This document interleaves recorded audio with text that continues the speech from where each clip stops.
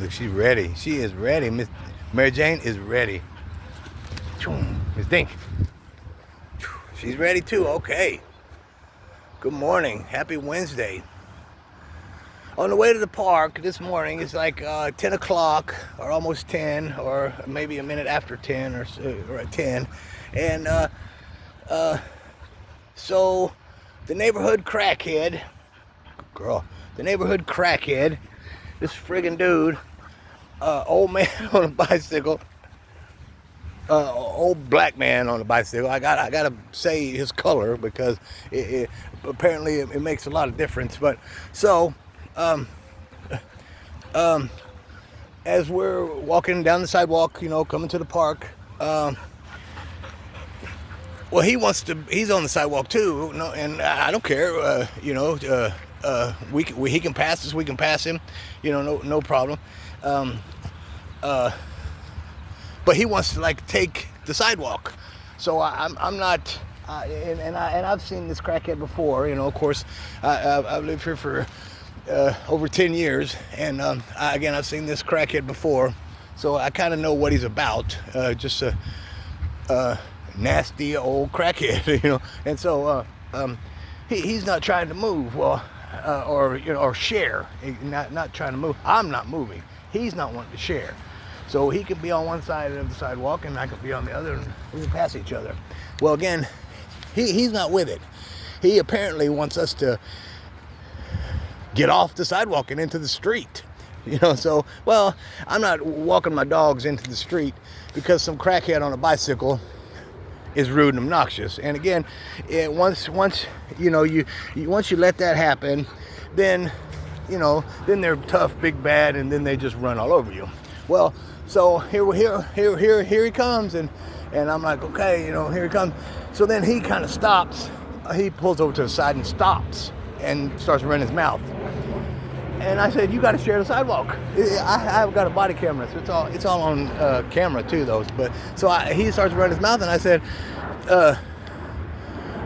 look, I'll share the sidewalk. You got to move, what I'm saying, or you got to share too. And so he starts running his mouth, white boy, and I said, black boy, because first off, I'm not a boy. I'm an old ass man myself. I'm just not a nasty crackhead. And I don't have the attitude, I guess, because I don't smoke crack or whatever. But so he starts calling me white boy this and that, and then he starts saying he's gonna have me chased out of the neighborhood, and I'm like, whatever, man. And so then he starts cussing my mama and starts saying all this stuff, and I'm like, so I walk towards him now, and because I'm walking towards him, now he's threatening me. Now he says, come on, he's gonna whip my ass. So I'm walking towards him, and he's like, put the dogs away. And I'm like, what? So I have their leashes, and I put them behind my back to kind of keep them back, or not like Mary Jane. Well, if she sees something going on, her instinct will kick it. Miss Dinky, on the other hand, she acts big and tough, but she's not. And Mary Jane, she don't act big and tough, but she can be. So I got the dogs kind of behind me, sort of, and I'm walking towards him. He keeps saying, put the dogs away. The dogs ain't gonna do nothing to you. Do you do something if you're gonna keep threatening me?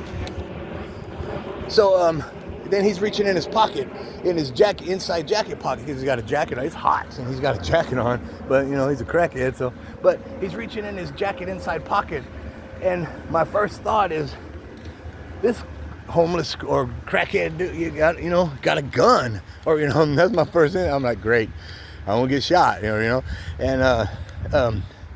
if he's got a knife or any of that stuff, I've got my tire thumper, so the reach of my tire thumper, he'll get him before he can get me with a knife. So, but I don't pull out the tire thumper because I'm not trying to. And of course, unless I'm attacked. And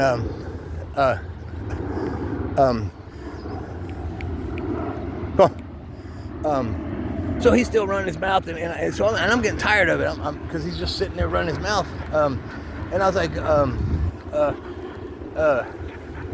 look, either leave me alone or do something, quit talking smack, you know what I'm saying? I mean, I know who you are. And he goes, I know who you are. You live on blah. And I'm like, yeah, well, come see me. And then I'm like, instead of come see me, I'm right here. You don't have to come see me. Do something right now. I mean, if you're so bad, or just leave me alone. And he's still running his mouth and running his mouth. So now I'm getting upset. So now I want to crack his head open, you know what I'm saying? And not with the tire thumper or nothing like that. I just want to knock his block off, just hit him. And but at the same time, he's just talking stuff. So I'm not gonna throw any kind of first punch, I'm not gonna do all that stuff, It's gonna be like legitimate. He's serious. He's going to attack me so I can defend myself. Again, if it's verbal and stuff, whatever. But I'm getting to the point where, I'm like, enough is enough, and I've got to shut this dude up. So it's like, okay, so when he reaches in his pocket, he pulls out like a little club, also, but it is not. My tire thumper is about, it's about 16 inches, I guess. And this little metal club thing or whatever he pulls out of his pocket, it's about 6 inches. He can kind of conceal it in his hand, But I see it. It's a silver pipe club type thing, you know what I'm saying? And so when he pulls it out, I'm like, okay, now it's on, you know what I'm saying? Let's do something. Now he's going to do something. Well, he never got off of his. He's standing like straddling his bike, He never got off of his bike, and he's not coming towards me. He's just running his mouth, just being a crackhead. But he's saying, I'm a white boy. So I'm calling him black. Every time he says anything about white me, I say black him. Because he's not going to bully me, especially some 2-bit crackhead, it's not going to happen. I'm too old for it, and I'm not handling it. I'm not in the mood for that type of behavior, you know what I'm saying? And especially, me and my dogs are on the way to the park, so they can play and get exercise and whatnot. And we do it every day, unless, of course, I'm sick or I have an appointment or a doctor appointment or whatever, because they need their exercise and they need to run. Especially Mary Jane. Again, she's a Belgian and she has, Mary Jane, be easy with her. I know you want her to chase you. And so, now he's got this metal club, little pipe thing in his hand, and again, he's not coming towards me or anything. And because I'm seeing that he's not doing anything, he's not going to do anything. He's just talking because he thinks he's something special. Like the one guy that threatened in the car, he threatened to shoot me and my dogs. He said he would shoot my dogs if they scratched his car or whatever. He's driving down the road, in the road, and we're on the sidewalk. And he said, and again, I got a video on that, and I've seen him before, but he said he would shoot my dogs if they scratched his car. Then he said he would shoot me too, etc. And then, so I called him a gangster. I said, "You're a real gangster, aren't you?" He said, "No, I'm a real nigga."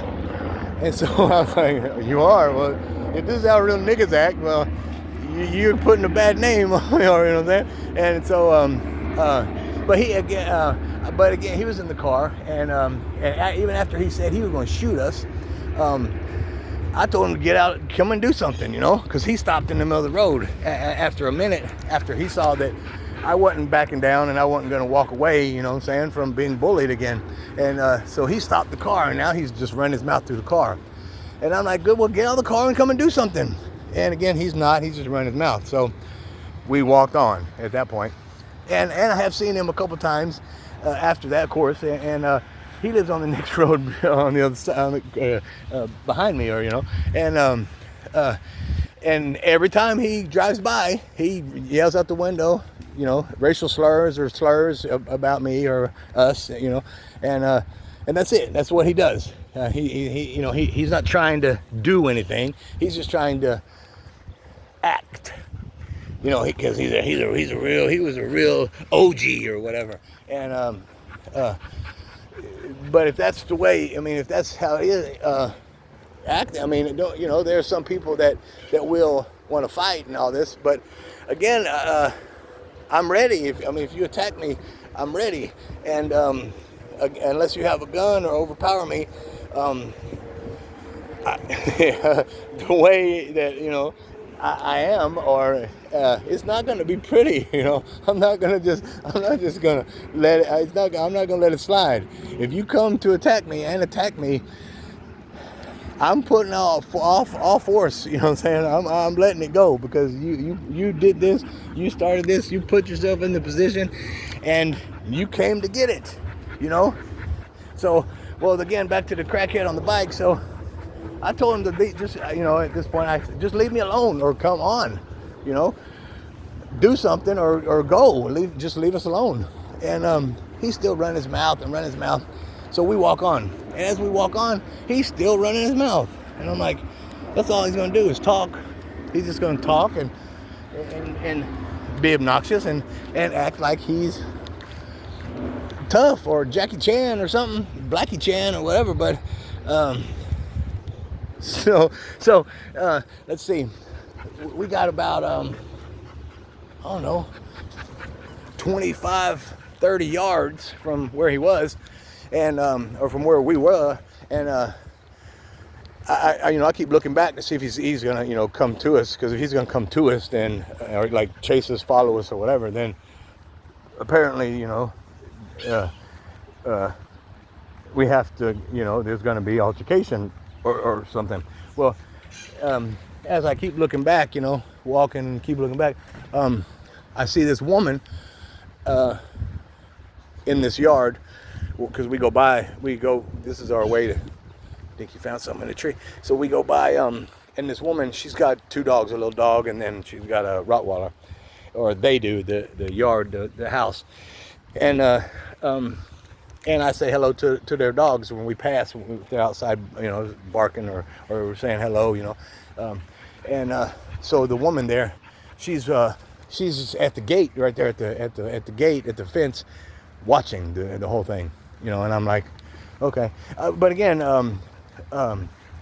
and she can hear and plainly see that I'm telling the dude to leave us alone, or do something and quit running his mouth, quit talking smack to us, quit, cussing us out, calling us names, all that other jazz.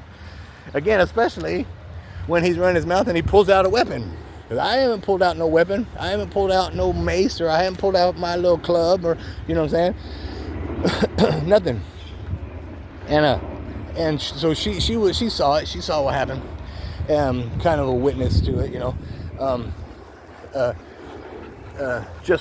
and my video now on my body camera. So now the video, the memory card will get saved in the memory card stack for future reference, because if when there is going to be any type of altercation with the dude, I've got proof again where he incited it and he initiated it, etc.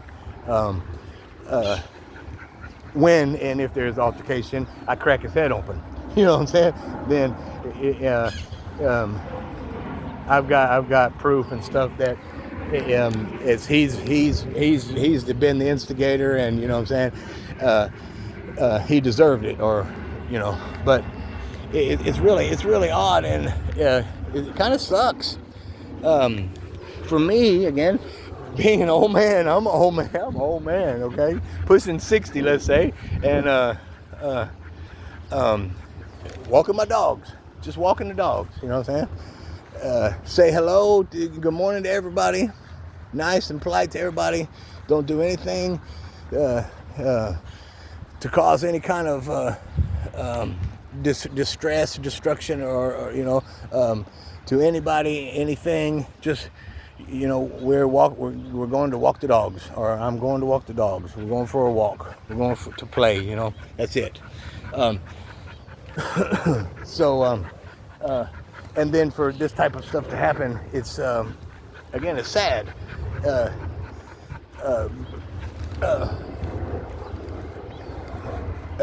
mean, if I was a crackhead too, or whatever, meth head, or whatever he's really on,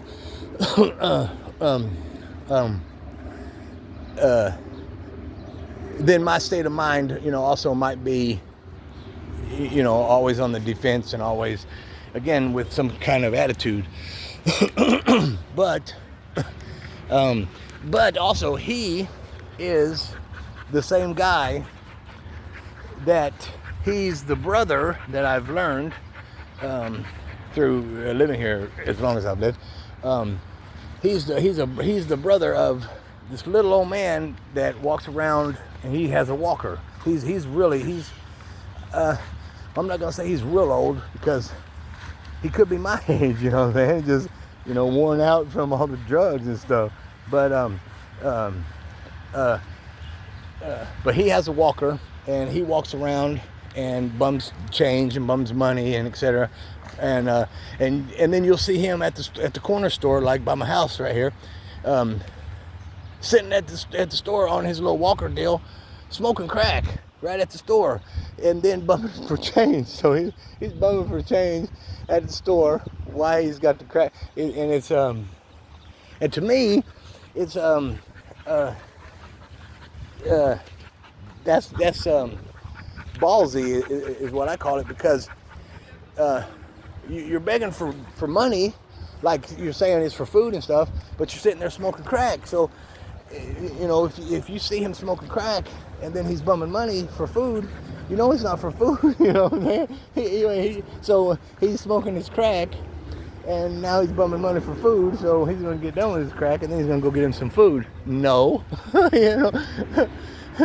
That's not the way it works. Or he wants more crack, but yeah, that's so weird. I was at the food bank line at the food bank. There was by my house. They don't do it anymore.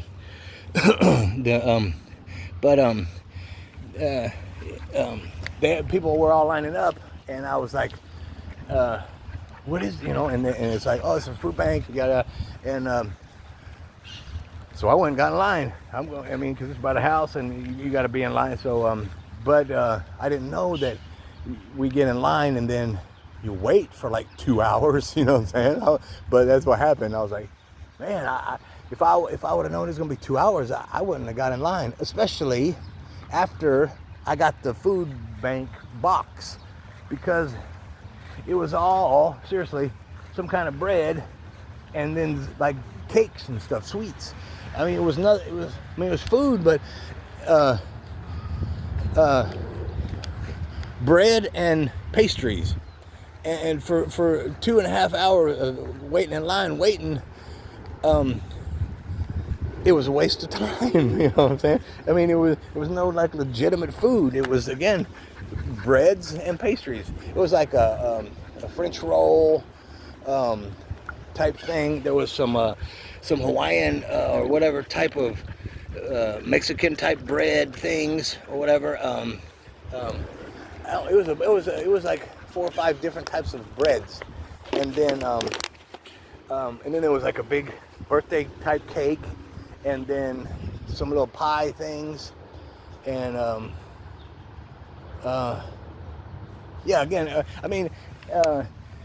it was pretty much stuff that I wouldn't eat, except for some of the breads, and for 2.5 hours it wasn't worth it. Well, so my point is, so I got in line, and I stood in line and waited, and then eventually the line starts moving, and but there's a black dude in a wheelchair, and he's sitting there doing the meth pipe thing, just right in the line, and then some of the Mexican type people or whatever, this lady, she she starts cussing him out, talking about doing whatever, because there were kids in the line, with their parents or whatever, which though where they were also getting they were also getting a box of food. So the parents were getting a box of food, and then the kids were getting a box of food. But again, which was sad, because all they were getting was a bunch of breads and a bunch of cakes, pastries and stuff. And diabetes, what I'm saying? It's like, no wonder everyone was almost overweight, But she was like telling the dude, and so the dude wheeled off, and in his little wheelchair, tweaked out of his mind, I guess, on the damn meth. But I seen him again after that, on our one of our little walks, and he didn't really need the wheelchair. What I'm saying? He just sits in the wheelchair and wheels around like backwards, pushing, using his legs backwards,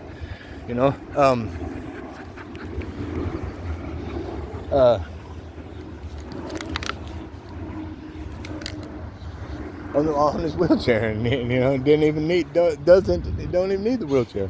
Well, now,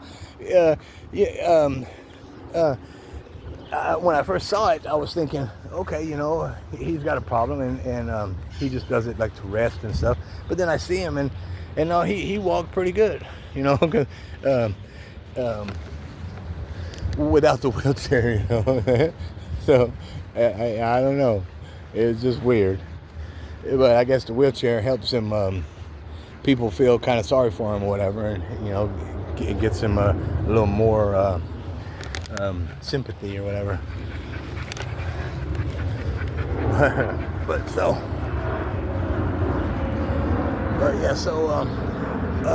And then again, I'll go back to the guy that the crackhead on the bike. His brother, the one that pushes the walker around and smokes crack at the stores while he asks for change, whatever. Every time I see him, he asks me for change and stuff. And I'm like, dude, I don't ever have no change. I don't ever have money for myself, much less to just give it to you for anything.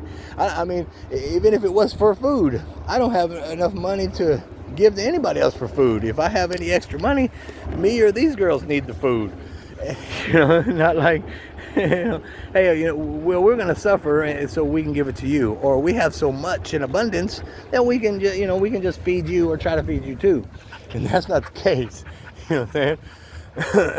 By far, that's not the case. It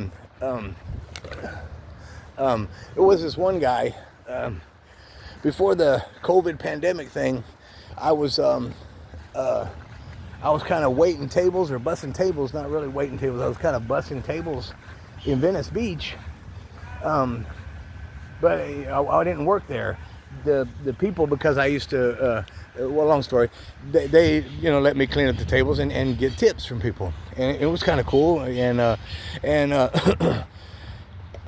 because of my attitude, because of my personality or whatever, I had some regulars that would come just to see me, and this is when I had Nana, also my little Chihuahua, and but they were just to come see me, and they would leave me tips. And like this one lady, every day she'd come there and get a little coffee and either a bagel or a muffin, English muffin, and so she would have a little saucer, where the muffin or whatever came on, and then her coffee cup.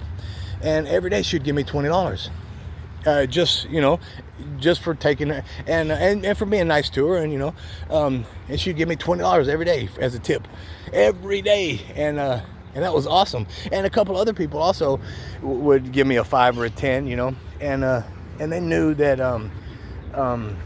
that I didn't like work there. I mean that like on the books or whatever, they knew I didn't get a paycheck, and they knew that I was poor and struggling and old man and disabled, okay, because at that point in time I was in worse shape. Long story, but for like I would do good. I would do very well on tips for doing pretty much nothing, just because these regulars of mine, just because they liked me, you know, and uh, and it was awesome. And then the pandemic hit, and the place closed down. I mean, it went under. I mean, it went out of business. It's no longer there to this day. You know, 5, 8, 10 years, whatever years, and it's not there no more. And so after that, I didn't have like that extra type of income, you know. But also in a way, I didn't have to get up at 4 o'clock in the morning and take a 2.5 hour bus ride to Venice Beach. So that was a plus. But averaged out the bus ride there, and then of course 2.5 hours home. Averaged out there and home, the money wise, the tips that I got, it was well worth the ride, you know. And so of course I did it. But when it stopped again, when it shut down and stuff, that was it. So that stopped, and that put a damper on a lot of stuff. But my point was, when that was going on and I had money, pocket money, you know, there was this guy. He living in a van, little homeless, or not a little homeless guy. This guy, he's kind of big black guy, and live in a van. He still lives there. Lives in a van, and let's say I had like extra, you know, I had oh my gosh, and I had like freezer full of food, and I have food all the time. Well, so I got food, and dogs, and Nana, she's got her stuff, and everything's, and bills are paid. I'd give him a 10 or a 20, you know. He lives in a van, you know, and he was, you know, dirt. I don't know. I have no idea if he smoked crack or not, but you know, it's a very good possibility. But he was a good guy, or he was nice. He was a decent guy, and so and I talked to him, you know, and I throw him some money, and then one day he told me that he got Social Security, and I was like, what? I was like, so you're getting $1,000 easy, you know, and living in the van still, and getting $1,000 a month. Well, you don't need my $10, $20. You know what I'm saying? I mean, you know. So well, that and me losing my little extra income, I stopped giving him money. You know what I'm saying? I mean, I still, we on our walk, his van, when the van don't work, he don't drive the van. The van's stationary, stay there.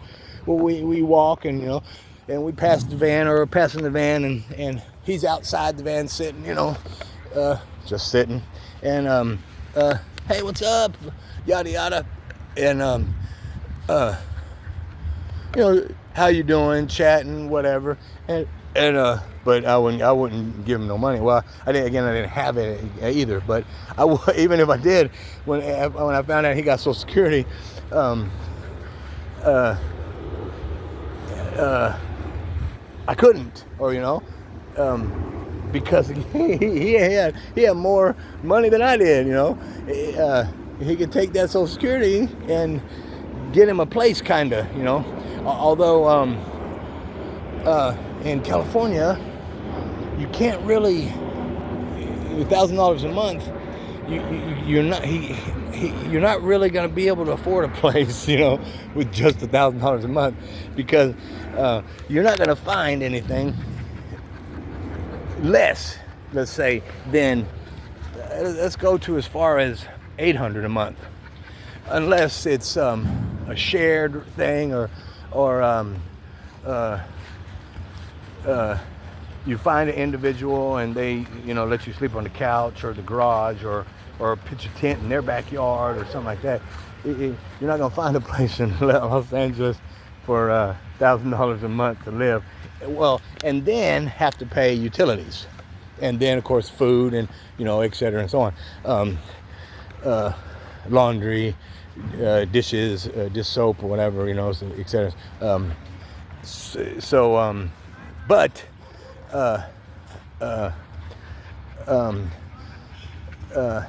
he still again had means to support himself while he's living in a van, So like he and which he didn't and still doesn't. He could have bought a small generator and many things, but that's when I started to realize he's getting $1,000 a month, and he still like looks nasty, and has like nothing, really. Then I started he's probably on crack, or he's probably on crack too. Not to judge again, because he was a decent guy, or talking to and whatnot, a good attitude or whatever. I'm still tripping over that crackhead. I'm still tripping over that guy. I cannot believe. Well, in a way, I wish that like he would have like kind of attacked me, or made an attempt to like attack me. I kind of wish he would. So I could have literally just put him in his place. I really sort of wish that would have happened, because then just maybe, that would have been the end of it. He wouldn't mess with me no more. Here comes a dog. So let's see.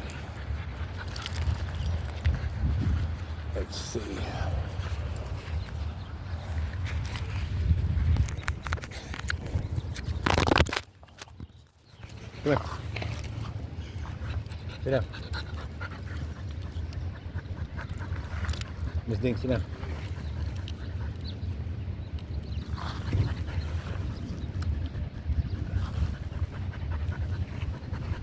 Oh, where did he go?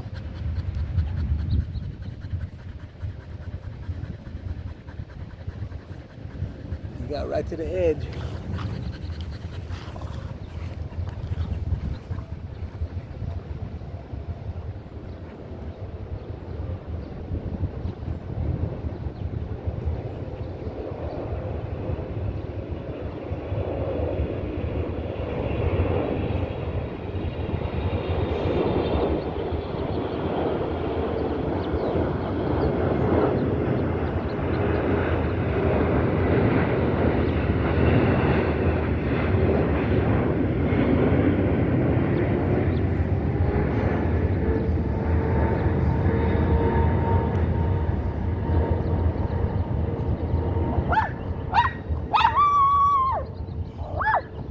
Dinky, Dinky, Dinky, Dink, Dink, Dink, Dink, Dink. Hey, baby. Dinky, Dinky. Be nice. Sit, sit, sit, sit. Hey, baby. You beautiful girl. Dinky, sit, Dink. She's the boss. Dink. Dink. Sit. Dink. That's a big girl. That's a baby girl. Dinky. Be nice. Be nice. Dink. Sit.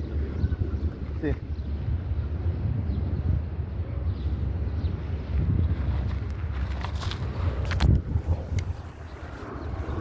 Dinky said, girl. Mary Jane, you a good girl. Miss Dinky, you a good girl too. You just want to attack everybody. What? We gotta get some more water. You ready?